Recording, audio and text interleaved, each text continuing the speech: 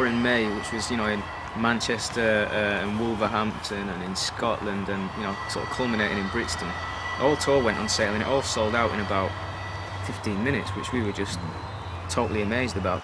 After I'm trying to remember where you are. Deck chairs and Wellington boots, flying for the audience. You're in Scotland then.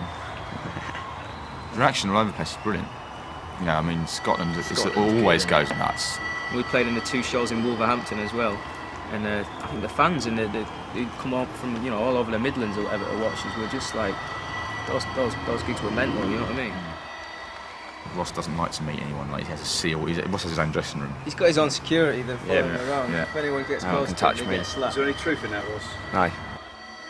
And then after that, then it was the sort of the 5 days in Brixton, which was it sort of became like your bedroom. You know what I mean? As a proper residency, take over for a week. Yeah.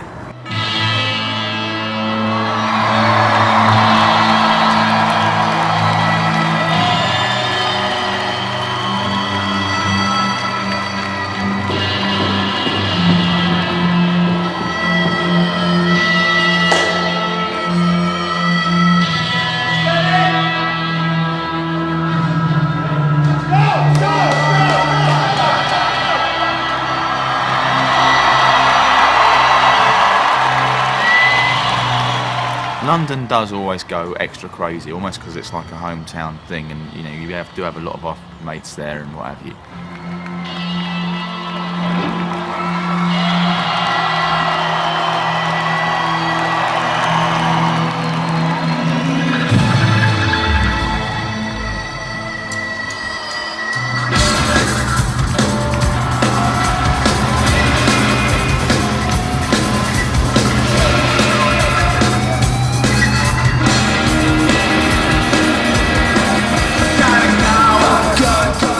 Brixton quite about 3 or 4 months before we did the 5 sold-out shows.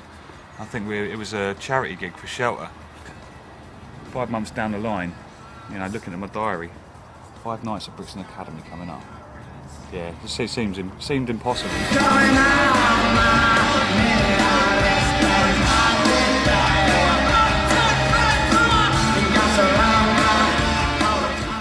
Never sort of planned, was it? It was obviously like a dream. But it was like, you put like 1 or 2 up for sale and they sell out really quickly, and you say, let's put another one up and that goes, and put another one up and that goes.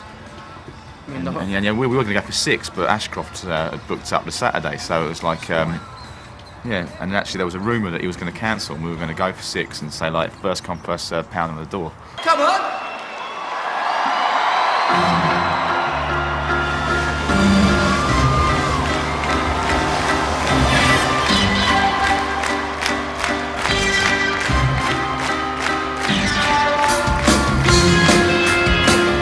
I get a similar feeling between, say, like from playing at the Windmill, 200 people, even less, I'd say about 100, and then it goes up to 500, 1,000, 2,000.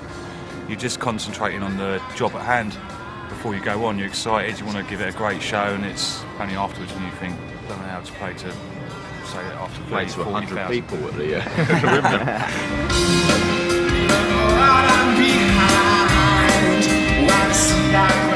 And every time you do something, it's kind of like you almost don't expect it, and then it happens. And oh my God! You sort of do it at the time, and it's only later that it sort of sinks in how everything sort of happens.